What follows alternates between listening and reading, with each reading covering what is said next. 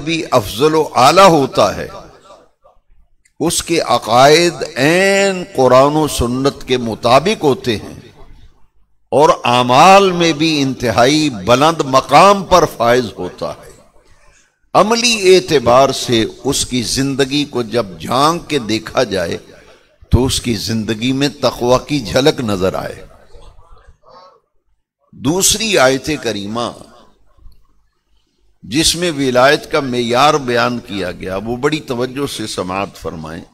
ان اولیاءہ الا المتقون، کہ اللہ کے ولی تو صرف وہ ہیں جن کے دامن میں تقوی ہے، جن کے عمل میں تقوی ہے، جن کے کردار میں تقوی ہے، جن کے معاملات میں تقوی ہے۔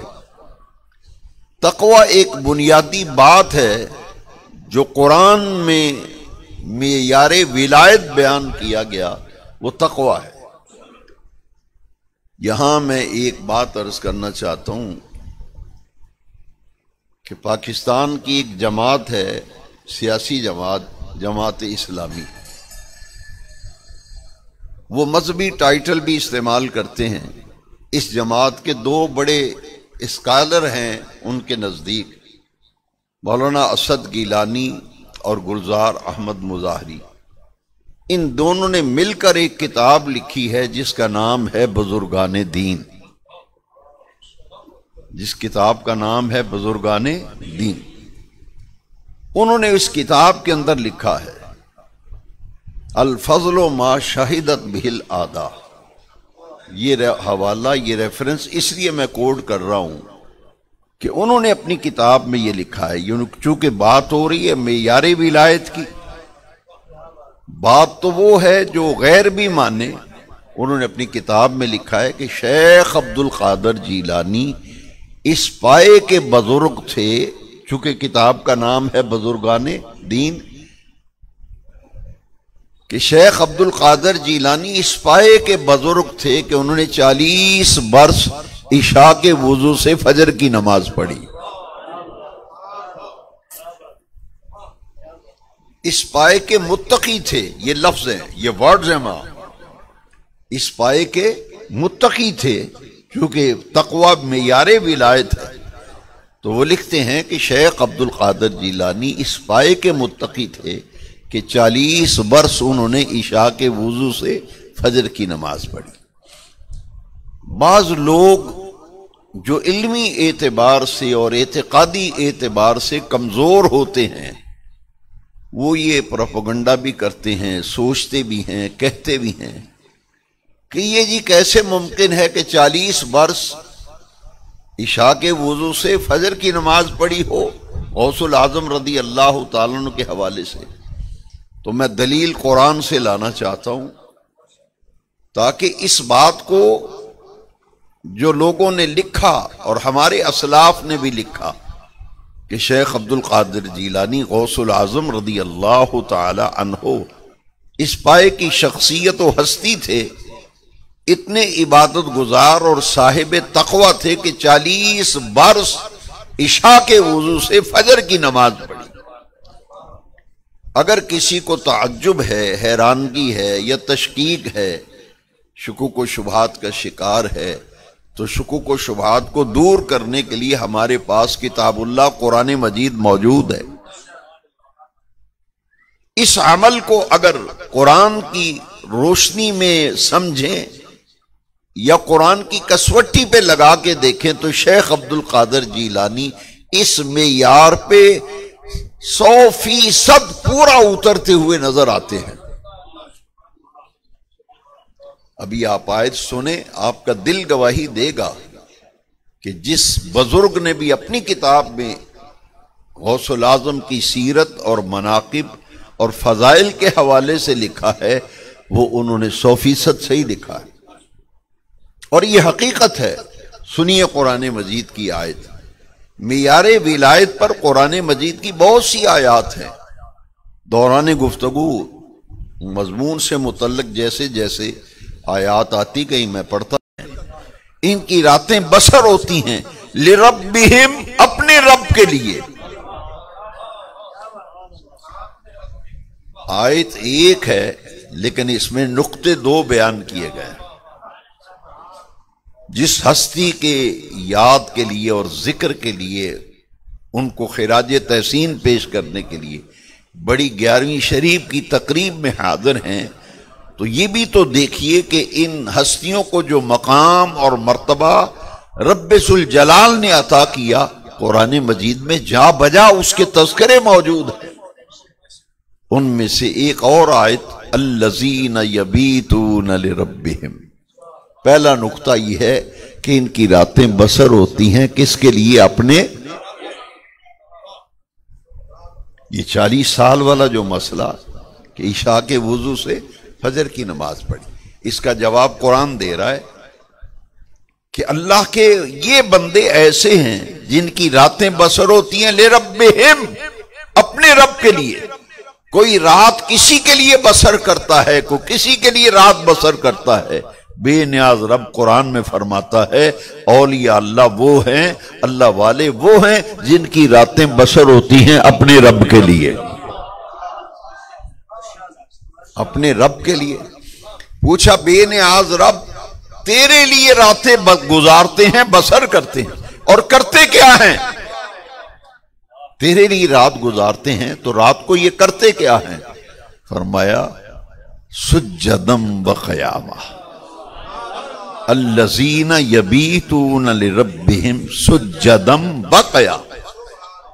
فرمایا یہ وہ لوگ ہیں اولیاء اللہ، اللہ والے، مقربین، محبوبین، اللہ کے برگزیدہ بندے، جن کو قرآن کی اصطلاح میں اولیاء اللہ کہا گیا، قرآن کی اصطلاح میں محسنین کہا گیا، قرآن کی اصطلاح میں ابرار کہا گیا، متقین کہا گیا، صالحین کہا گیا، صادقین اور صدیقین کہا گیا۔ یہ وہ اللہ والے ہیں جن کی راتیں رب کے لیے بسر ہوتی ہیں، اور کیسے بسر ہوتی ہیں؟ اللہ کی عبادت میں بسر ہوتی ہیں۔ یہاں دو چیزوں کا ذکر ہے، سجدم و، کہ جب رات کو ان کو جھانک کے دیکھو یا تو سجدے میں نظر آئیں گے یا رکوع میں نظر آئیں گے، قیام میں نظر آئیں گے۔ یہ اللہ والوں کی شان ہے، یعنی اللہ کے ولی کے لیے تقوی معیار ہے۔ یہ راتوں کو جاگتے ہیں، اور جاگتا تو چوکیدار بھی ہے، مگر ان کا جاگنا کیسا ہے؟ یبیتون لربہم، یہ جاگتے ہیں اپنے رب کے لیے، اور کرتے کیا ہیں؟ اللہ کی عبادت، اس کے ذکر میں رات گزر جاتی ہے۔ یہاں سمجھانے کے لیے میں سیدہ عالم مخدومہ کائنات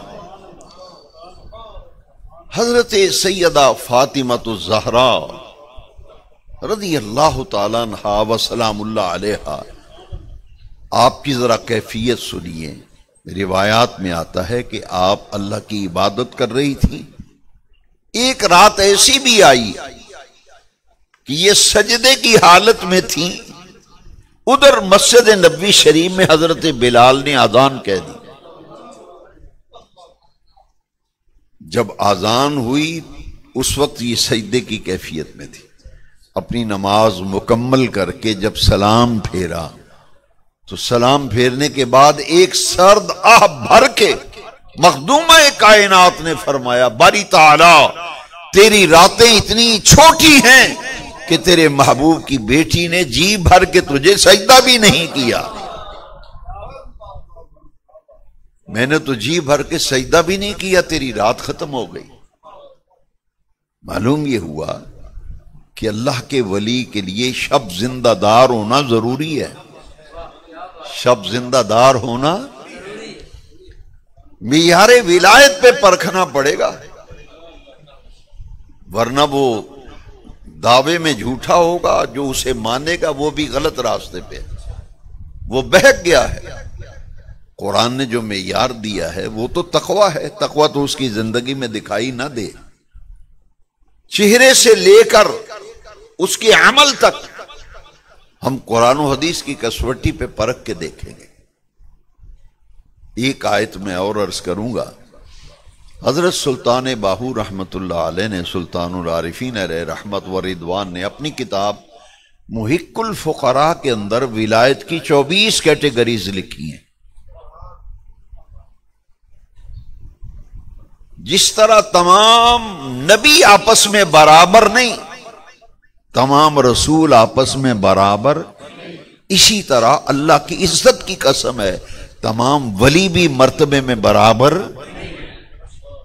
کسی کو غلط فہمی نہ ہو، میں دلیل کے طور پر ایک دلیل قرآن سے لاؤں گا، ایک دلیل حدیث سے لاؤں گا، تاکہ شک و شبہ کی گنجائش نہ رہے۔ تیسرے پارے کی پہلی آیت ہی پڑھ لیں، تیسرے پارے کی پہلی آیت، تِلْكَ الرُّسُلُ فَضَّلْنَا بَعْضَهُمْ عَلَى بَعْضٍ، ہم نے بعض رسولوں کو بعض رسولوں پر فضیلت دی۔ اب نبی تو 1.25 لاکھ آئے، لیکن حدیث شریف میں ہے نبی کریم رؤوف الرحیم علیہ افضل الصلاۃ والتسلیم نے فرمایا کہ 1.25 لاکھ نبیوں میں بے نیاز رب نے 5 نبیوں کو چن کر سب سے افضل بنایا۔ سب نبی برابر نہیں، سب رسول آپس میں برابر، ولی سارے برابر نہیں، صحابہ سارے برابر نہیں۔ دلیل قرآن حدیث سے لا رہا ہوں، تِلْكَ الرُّسُلُ فَضَّلْنَا بَعْضَهُمْ عَلَى بَعْضٍ، ہم نے بعض رسولوں کو بعض رسولوں پر فضیلت دی ہے۔ حدیث میں ہے کہ نبی تو 1.25 لاکھ ہے، لیکن بے نیاز رب نے 5 نبیوں کو چن کر سب سے افضل و اعلیٰ بنا۔ وہ 5 نبی کون ہیں؟ حضرت آدم علیہ السلام، حضرت نوح علیہ السلام، حضرت ابراہیم علیہ السلام، حضرت موسیٰ علیہ السلام اور حضرت عیسیٰ علیہ السلام۔ 1.25 لاکھ نبیوں میں بے نیاز رب نے ان 5 انبیاء کرام کو چن کر فضیلت دی 1.25 لاکھ۔ اور میرے آقا کریم حضور خاتم الانبیاء، نبی آخر الزمان، تاجدار کائنات کو رب ذوالجلال نے 1.25 لاکھ میں سے چن کر سب سے افضل و اعلیٰ بنایا۔ حضور کو سب سے اعلیٰ بنا ساری خلق میں۔ سلطان الواعظین مولانا ابو نور محمد بشیر رحمت اللہ علیہ ان کا شعر ہے، فرماتے ہیں ساری خلق میں انبیاء خاص، ساری خلق میں انبیاء خاص اور گروہ انبیاء میں مصطفیٰ خاص۔ ساری خلق میں انبیاء خاص اور گروہ انبیاء میں مصطفیٰ خاص۔ اسی طرح سارے صحابہ بھی آپس میں برابر نہیں۔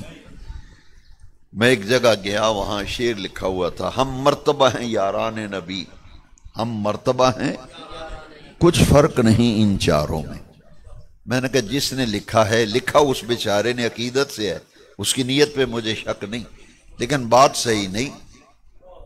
اس لیے کہ جب قرآن شریف پڑھا تو قرآن شریف نے بتایا کہ کچھ صحابہ فتح مکہ سے پہلے ایمان لائے اور کچھ صحابہ فتح مکہ کے بعد ایمان لائے۔ اور قرآن کیا کہتا ہے؟ اولئک اعظم درجہ، جو فتح مکہ سے قبل ایمان لائے ان کا درجہ ان سے زیادہ ہے جو فتح مکہ کے بعد ایمان لائے۔ لیکن دیکھیے ہم اہل سنت و جماعت کا عقیدہ کیسا طیب و طاہر اور پاکیزہ اور مبارک عقیدہ ہے۔ خدا کی دھرتی پر ایسا عقیدہ نہیں ہے۔ فتح مکہ سے پہلے ایمان لانے والوں کا درجہ زیادہ ان سے جو فتح مکہ کے بعد ایمان لائے۔ لیکن قرآن نے کہا خبردار، وَكُلًّا وَعَدَ اللَّهُ الْحُسْنَى، وَكُلًّا وَعَدَ اللَّهُ الْحُسْنَى۔ یہاں مفسرین نے لکھا حسنہ سے مراد جنت ہے۔ حضور کے ہر صحابی سے اللہ نے جنت کا وعدہ کیا ہے۔ اب اس بات کو سمجھانا آسان ہو گیا کہ مجھے ذرا اوپر سے چکر کاٹ کے آنا پڑا کہ صحابیت ایک منصب ہے، جس طرح ولایت ایک منصب ہے اسی طرح صحابیت بھی ایک۔ اب وہ جو بات کہنے لگا تھا پھر میں رخ بدل گیا تھا، اب ادھر وہاں چکر کاٹ کے آ گیا کہ سلطان العارفین حضرت سلطان باہو محق الفقراء میں فرماتے ہیں کہ ولایت کی 24 منزلیں ہیں۔ یوں سمجھ لیجئے کہ 24 سیڑھیاں ہیں۔ پہلی منزل ہے صالح کی، وَحَسُنَ أُولَٰئِكَ رَفِيقًا من النبیین اولئک مع الذین انعم اللہ علیہم من النبیین والصدیقین والشہداء والصالحین۔ اچھا، صدیق بھی منصب ولایت میں سے ایک منصب ہے، ایک درجہ ہے۔ وہ 24 کیٹیگریز جو ہیں ان میں ایک کیٹیگری صدیق اور صادقین کی ہے، ایک صالحین کی ہے۔ سلطان باہو فرماتے ہیں کہ سب سے 24ویں منزل ولایت میں جو ہے وہ صحابیت کی ہے، 23ویں سیڑھی جو ہے وہ تابعین کی ہے، اور 22ویں سیڑھی تبع تابعین کی ہے۔ 24 کیٹیگریز ہیں، اگر میں ادھر چلا گیا تو بہت وقت ہو جائے گا۔ تو 24 کیٹیگریز ہیں نا ولایت کی۔ میرے غوث العظم شہنشاہ بغداد پیران پیر دستگیر رضی اللہ تعالیٰ عنہ، پوری امت کے اندر آپ کا مقام و مرتبہ و درجہ کیا ہے؟ جس طرح سب نبی برابر نہیں، سب رسول برابر نہیں، سب صحابہ برابر نہیں، اللہ کی عزت کی قسم اسی طرح تمام اولیاء بھی برابر نہیں۔ اسی لیے تو کہتے ہیں کہ غوث اعظم درمیان اولیاء، غوث اعظم درمیان اولیاء، چو محمد درمیان انبیاء۔ نعرہ تکبیر، نعرہ رسالت، نعرہ رسالت، نعرہ حیدری، نعرہ غوثیہ۔ تمام انبیاء میں آمینہ کے لال میلاد والے آقا رسول الثقلین ناطق وحی تاجدار کائنات افضل ہیں، اور میرے آقا کی پوری امت کے اولیاء اللہ میں رب ذوالجلال نے صحابہ، اہل بیت، تابعین کے بعد پوری امت کے اولیاء میں غوث اعظم کو افضل بنایا۔ غوث اعظم درمیان اولیاء، چو محمد درمیان انبیاء۔ ساری خلق میں انبیاء خاص اور گروہ انبیاء میں مصطفیٰ، اسی طرح تمام اولیاء میں غوث اعظم خاص۔ اور کیسے خاص ہیں؟ چلیے مجدد پاک کی بارگاہ میں چلتے ہیں۔ نقشبندیوں کے مقتدا و پیشوا امام ربانی سیدنا مجدد الفسانی شیخ احمد فاروقی سرہندی رضی اللہ عنہ فرماتے ہیں کہ ولایت کے جو درجات ہیں نا، غوث تو ہر دور میں ہوتے ہیں، قیامت تک غوث پیدا ہوتے رہیں گے، لیکن فرماتے ہیں کہ پوری امت کے اندر منصب غوث اعظم یہ خاص کیا رب ذوالجلال نے شیخ عبد القادر جیلانی الحسنی والحسینی ثم الجعفری کے لیے اللہ نے یہ منصب خاص کر دیا۔ غوث اعظم کا منصب شیخ عبد القادر جیلانی کے لیے، اور اس کی تائید مجدد الفسانی کی زبانی سنا ہے نا، تو آپ امام اہل سنت مجدد دین و ملت امام شاہ احمد رضا حنفی قادری علیہ رحمت و رضوان، آپ کی زبانی بھی سنیے۔ اس بات کو پھر امام نے ذرا اور کھولا ہے، جو بات مجدد پاک نے کی، مجدد الفسانی نے جو بات کی، بریلی کے امام و محدث بریلی تاجدار بریلی نے اسے اور کھولا۔ فرماتے ہیں یا رسول اللہ صلی اللہ علیہ وسلم، تیری سرکار نے لاتا ہے رضا اس کو شفیع جو میرا غوث ہے اور لاڈلا بیٹا تیرا، جو میرا غوث ہے اور لاڈلا۔ یہاں امام اہل سنت نے ایک بڑی باریک بات کی ہے جسے سمجھنے کی ضرورت ہے، چونکہ غوث العظم کی محفل میں ہیں، بڑی 11ویں شریف کی محفل میں ہے، تو اپنی امام کی زبانی سنیے، کتنی پیاری بات ہے، کلیجے میں ٹھنڈ پڑتی ہے، دل کو سکون ملتا ہے، سرور آتا ہے۔ یہ ساری شخصیات کے تذکرے ہمارے حصے میں آئے، ان ساری شخصیات کے تذکرے یا رسول اللہ کہنے والوں کے حصے میں آئے۔ میرے امام فرماتے ہیں اس کلام کے اس شعر کے اندر یہ واضح نقطہ کیا گیا کہ حضور قیامت کے دن آمنہ کے لال اللہ کی بارگاہ میں شفاعت کریں گے امت کی. مدینہ طیبہ اللہ سب کو حاضری نصیب فرما. جو ابھی تک نہیں حاضر ہو سکے اللہ ان کو مدینہ عالیہ، مدینہ طیبہ، حاضری گنبد خضرہ شریف، زیارت روضہ رسول نصیب فرمائے. اور جو جا چکے ہیں، حاضری دے چکے ہیں، ان کو متوجہ کرتے ہوئے نہایت ادب سے عرض کروں گا کہ آپ مواجہ شریف سے جب ریاض الجنہ میں داخل ہوتے ہیں نا تو سامنے پیتل کے خوبصورت پیتل کے ساتھ یہ حدیث شریف لکھی ہوئی. جب میں یہ حدیث شریف پڑھتا ہوں مدینہ شریف حاضر ہو کر دل کو سکون ملتا ہے. اور حدیث شریف آپ کو حضرت مفتی صاحب قبلہ نے کئی دفعہ سنائی ہوگی. میرے آقا نے فرمایا شفاعتی لأہل الکبائر من امتی. آج بھی مدینہ منورہ میں ریاض الجنہ سے مواجہ شریف کی طرف آئیں، پیتل کے خوبصورت حدیث شریف لکھی ہوئی ہے. حضور نے فرمایا میری امت میں وہ لوگ جنہوں نے کبیرہ گناہ کیے ہوں گے، بڑے بڑے گناہ کیے ہوں گے، حضور نے فرمایا میں قیامت کے دن انہیں اپنے رب سے بخشواؤں گا. شفاعتی لأہل القبائر من امتی. میری امت میں جو اہل قبائر ہیں، بڑے بڑے گناہ کرنے والے ہیں، انہیں میں بخشواؤں گا اپنے رب سے. اب نقطہ سمجھنا آسان ہو گیا. امام فرماتے ہیں تیری سرکار میں یا رسول اللہ، یا حبیب اللہ صلی اللہ علیہ وسلم، تیری سرکار میں لاتا ہے رضا اس کو شفیع جو میرا غوث ہے اور لاڈلا. اچھا، حضور اللہ کی بارگاہ میں شفاعت فرماتے ہیں. میرے غوث اعظم غوث الثقلین یہ نبی کریم کی بارگاہ میں ہماری شفاعت فرماتے ہیں. غوث اعظم حضور کی بارگاہ میں شفاعت کرتے، حضور رب کی بارگاہ میں شفاعت. یہ ہے اس شعر کا مفہوم. حاضرین محترم، منصب ولایت اور سرکار غوث العظم رضی اللہ تعالیٰ عنہ کے منصب کے حوالے سے میں نے چند مفید باتیں جو قرآن و حدیث کی روشنی میں عرض کی.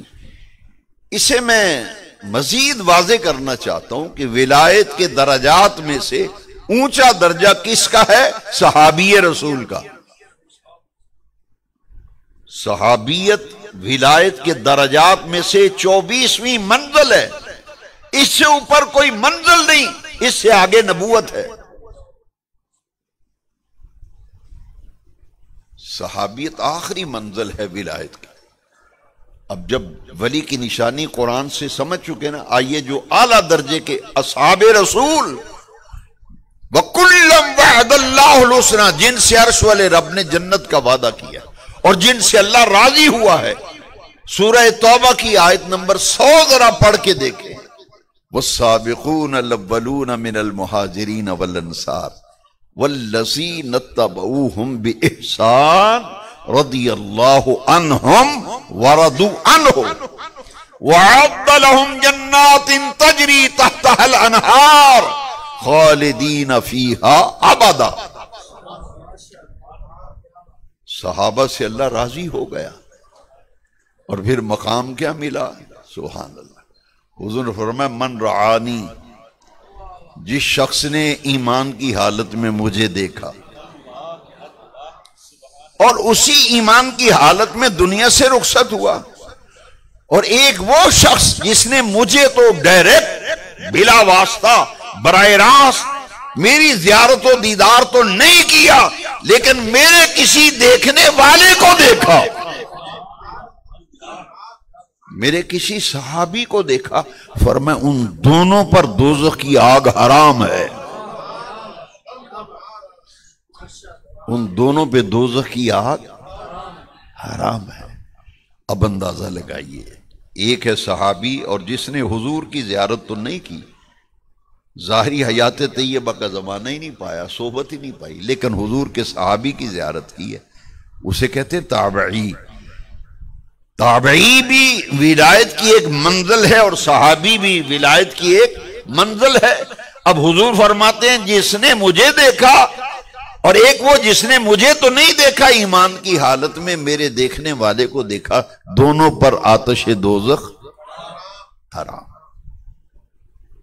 تو جب ولایت کی ان منازل کو ہم دیکھتے ہیں تو میں عرض یہ کر رہا تھا کہ ولی کی پہچان میں لوگ غلطی کھا جاتے ہیں، ادھر میں جانا نہیں چاہتا، اشارے میں بات کروں گا کہ یہ دیکھیے معیار،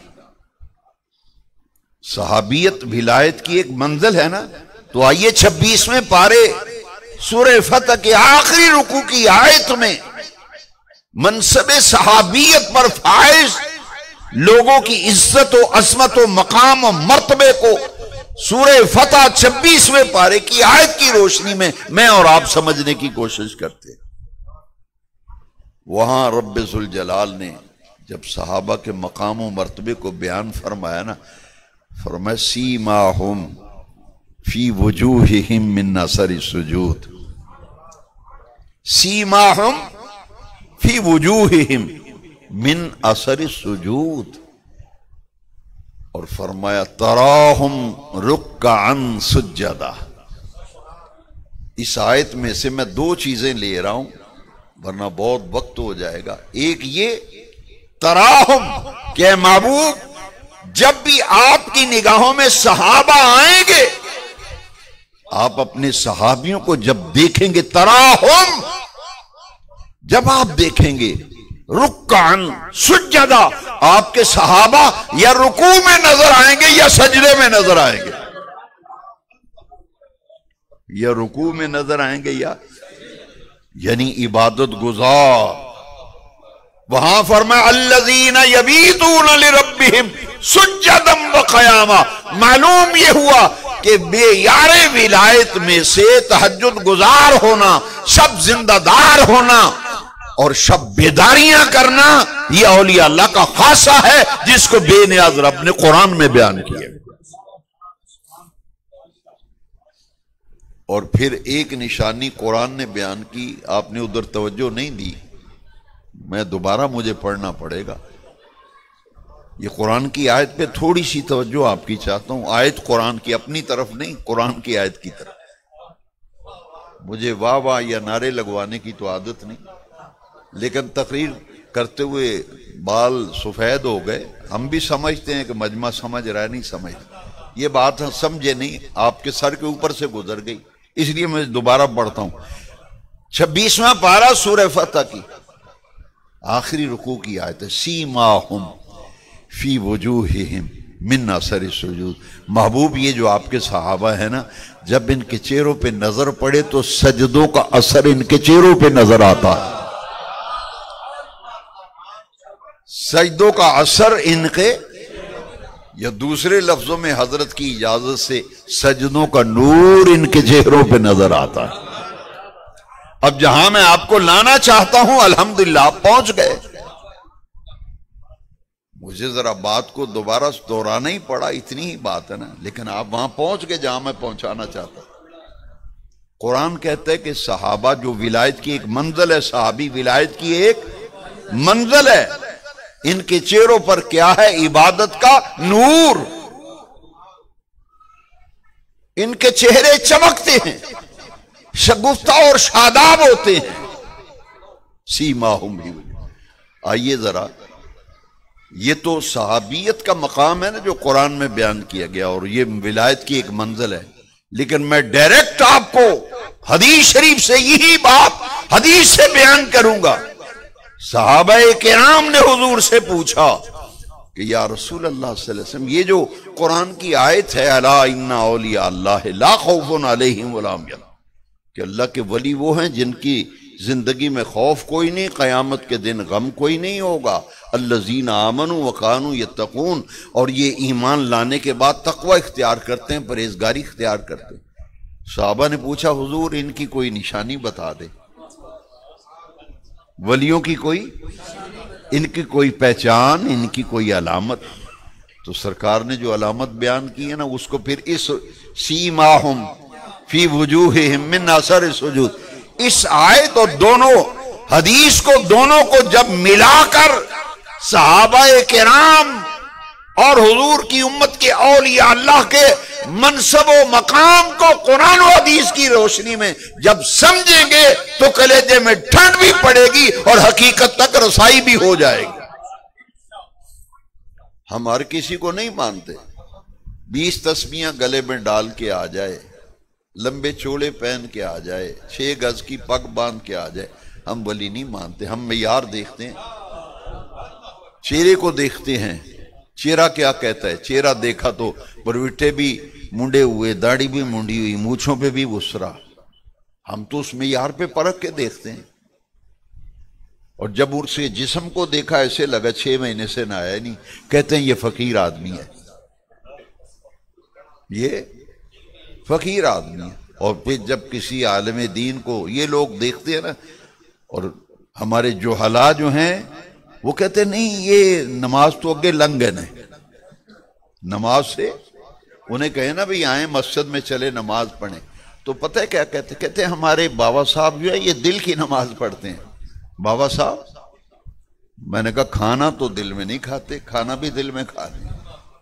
اور ہمارے جاہل لوگ یا بے وقوف لوگ کیا کہتے ہیں؟ نہیں جی نہیں، یہ نماز تو اگے لنگن ہے۔ وہ میرا بھی ایک ایسے فقیر سے انہوں نے واسطہ، جسے وہ فقیر سمجھتے ہیں، غلطی کھا گئے نا پہچان۔ اور مجھے پتہ ہے کیا کہتے ہیں؟ کہتے ہیں کہ یہ جو ہمارے بابا صاحب آئے ہوئے نا یہ نماز سے آگے نکل گئے، یہ نماز تھلے رہ گئی، اتنے پڑ گئے۔ میں نے کہا بھائی حضور کائنات کے مرشد اعظم کون ہیں؟ حضور کی ذات۔ وہ میں کہتا ہوں کہ جگاں دے پیر تو محمد پاک ہیں، پوری کائنات کے ہادی اعظم اور مرشد اعظم، 1.25 لاکھ نبیوں کے سردار حضور 500 کو خود تشریف لا کر مصلی امامت پہ جلوہ گر ہو کے نماز پڑھائیں، 500 وقت حضور خود نماز پڑھائیں، اور تمہارا بابا جو ہے یہ نماز سے اوپر نکل گیا۔ جہالت کی انتہا ہے نا، پہچان میں غلطی کھا گئے۔ چرس کے سگریٹ لگاتے ہیں، بوٹیاں رگڑتے ہیں، لوگ کہتے ہیں جی نہیں یہ درویشی لائن ہے یہ۔ اور ایک واقعہ میرے ساتھ پیش آیا، آپ اسے لطیفہ نہ سمجھیے، میں حقیقت کہہ رہا ہوں۔ وہ ایک آدمی میرے پاس آیا کہ ہمارے بابا صاحب آ رہے ہیں، آپ کی تقریر کرانی ہے۔ میں نے ٹائم دے دیا، مجھے کیا پتا تھا۔ میں جب گیا کہتے ہمارے بابا صاحب آئے ہوئے ہیں، اندر بیٹھے ہیں۔ میں نے کہا چلو ہمیں بھی بابا جی کی زیارت کراؤ۔ اور میں نے جب دروازے اندر داخل ہونے لگا تو چرس کا وہ سگریٹ پی رہا تھا، پروٹوں پہ اس طرح، سر پہ اس طرح، مچھوں پہ اس طرح، داڑھی مونڈی ہوئی، ملنگ تلنگ، اور کپڑے دیکھے ایسے لگا 6 مہینے ہوئے نہایا ہی نہیں۔ اس نے جب دیکھا نا مجھے تو گھبرا گیا، ایک دم گھبرا گیا کہ میں تو رنگے ہاتھوں پکڑا گیا ہوں۔ وہ سگریٹ چرس کا پتہ ہے مجھے کیا کہتا ہے؟ یہ ہے، یہ صرف سمجھانے کے لیے کہ جس ہستی کے عرس میں آئے ہو معیار پہچانو۔ وہ گھبرا کر مجھے کہتا ہے مولوی یہ جنت دی اگربتی ہے۔ نال پھر پتہ کی مسیتی بانگ ہوئی، میں کہ آؤ بابا جی نماز پڑھا بھی ہے، ٹائم ہو گیا، مسجد سے اذان ہو گئی۔ میں نے پتہ کی آندا مولوی دی 5 ویلے ساڈی ہر ویلے، مولوی دی تو ساڈی ہر، یہ جا۔ اب میں حدیث سنانے لگا ہوں، اس کے لیے یہ مجھے یہ چیز بیان اس لیے کرنی پڑی کہ معیار ہے، پہچان ہے۔ وہ کیا ہے؟ سنیے پہچان حدیث شریف میں۔ صحابہ نے عرض کی حضور یہ جو قرآن میں اور یہ اللہ کا مقام ہے اس کے متعلق ہمیں بتا دیجئے کہ ولیوں کی پہچان کیا ہے، علامت کیا ہے، نشانی کیا ہے؟ آمنہ کے لال نے فرمایا اذا رعو ذکر اللہ، اذا رعو ذکر اللہ، فرمایا لوگوں سن لو، آنے والی نسلوں یاد رکھو، اللہ کا ولی وہ ہوتا ہے جس کے چہرے کو دیکھو دل میں خدا کی یاد آ جائے۔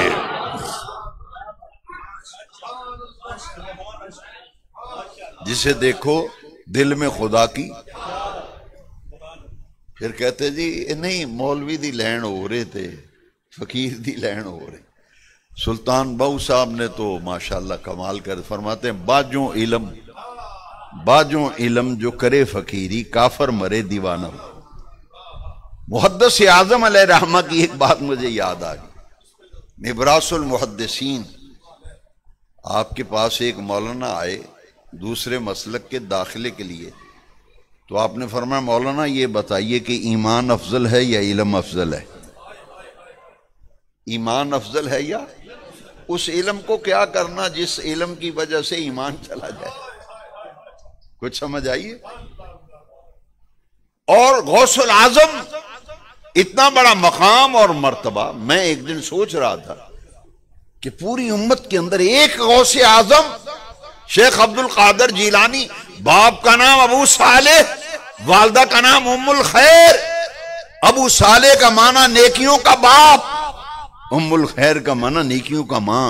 میں نے کہا واہ، شیخ عبد القادر جیلانی کو ماحول کیسا ملا، کیسا پاکیزہ۔ حسنی حسینی نسبت والد ماجد کی طرف سے حسنی سید، والدہ ماجدہ کی طرف سے حسینی سادات۔ میں قصیدہ غوثیہ ایک دن پڑھ رہا تھا تو راز کھل گیا، درست العلم حتی صرت قطبا۔ یہ کہتے مولوی کی لائن، اور میں نے کہا نہیں، غوث پاک نے ہمیں سمجھایا درست العلم حتی صرت قطبا، علم پڑھتے پڑھاتے میں مقام قطبیت پہ فائز ہو گیا۔ وَيُعَلِّمُهُمُ الْكِتَابَ وَيُزَكِّيهِمْ وَيُعَلِّمُهُمُ الْكِتَابَ وَالْحِكْمَةَ، کتاب و حکمت کی میرے محبوب تعلیم دیتے رہے اور صحابہ کا تزکیہ کرتے رہے۔ غوث اعظم نے بھی اپنی مسند تدریس پہ جلوہ گر ہو کر حدیث کا علم پڑھایا، تفسیر کا علم پڑھایا، 14 علوم کی تدریس سیدنا غوث العظم مسند تدریس پہ جلوہ گر ہو کے پڑھاتے تھے۔ مسجد کے امام بھی تھے، خطیب بھی تھے، اور مسند تدریس کے بے تاج بادشاہ بھی تھے غوث العظم۔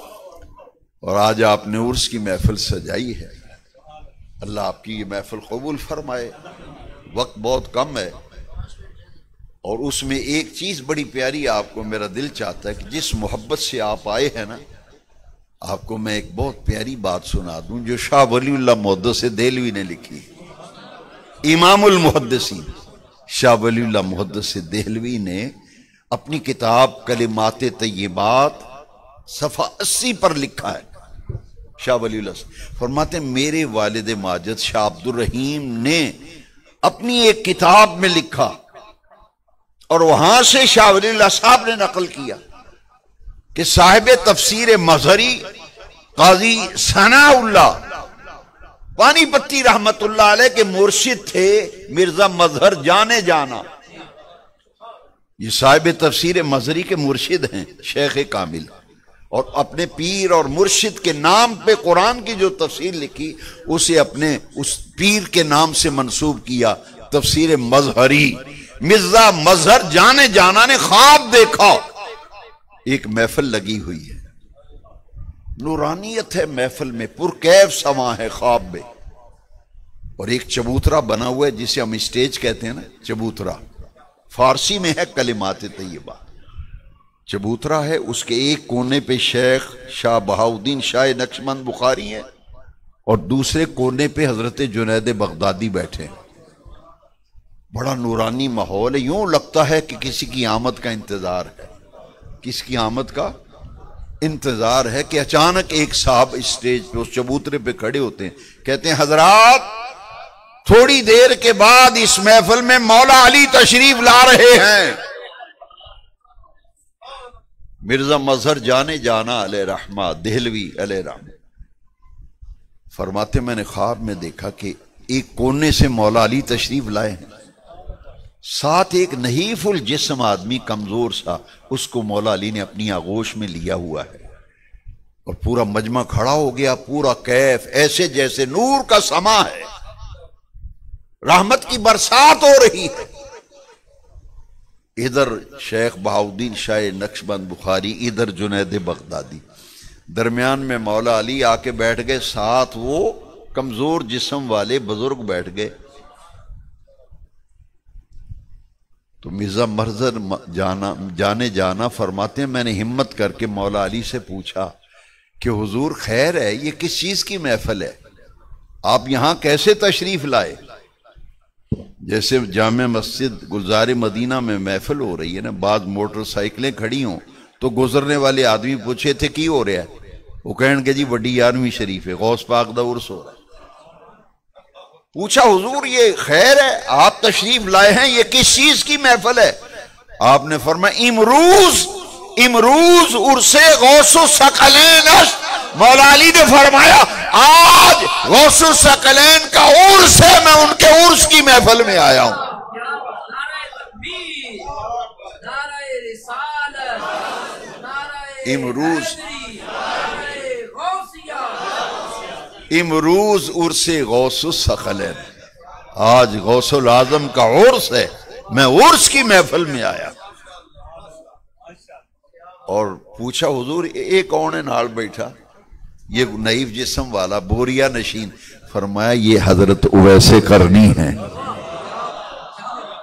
یہ حضرت اویس شاہ ولی اللہ صاحب محدث دہلوی کلمات طیبات میں یہ واقعہ لکھ کر، خواب لکھ کر نیچے لکھتے ہیں معلوم یہ ہوا کہ جب اللہ کے ولیوں کا عرس ہوتا ہے، خدا جانے کتنے مقربین بارگاہ الہی کی ارواح طیبات اور ارواح مقدسہ اس عرس کی محفل میں آتی ہیں، اس عرس کی محفل میں آتی ہیں۔ اس کی علامت یہ ہے کہ محفل میں روحانیت ہوتی ہے، نورانیت ہوتی ہے۔ ہماری خوش نصیبی ہے کہ آج ہم سیدنا غوث العظم شہنشاہ بغداد کے عرس میں حاضر ہیں۔ اللہ رب العزت اس محفل کو قبول فرمائے، اور حضرت قبلہ علامہ مفتی محمد شعیب تبسم صاحب، اللہ تعالیٰ آپ کے علم میں، عمل میں، دینی مسائی جمیلہ میں مزید برکت و وسعت عطا فرمائے۔ جتنے علماء تشریف لائے، ائمہ مساجد، طلبہ تشریف لائے، ہمارے دینی بھائی جتنے بھی اس محفل میں موجود ہیں، جوان، بچے، بزرگ، میں سب کے لیے دعا کرتا ہوں کہ سرکار غوث اعظم شہنشاہ بغداد پیران پیر دستگیر رضی اللہ تعالیٰ عنہ کے فیضان سے اللہ سب کو فیض یاب فرمائے۔ اللہ اکبر اللہ۔ غوث اعظم کو اللہ نے بڑا مقام دیا، جو ایک محفل میں تو ساری باتیں ممکن نہیں۔ میں نے کوشش کی کہ میں قرآن مجید سے سیدھا باتیں اور حدیث شریف سے آپ کی خدمت میں عرض کروں۔ اللہ میری اور آپ کی حاضری قبول فرمائے۔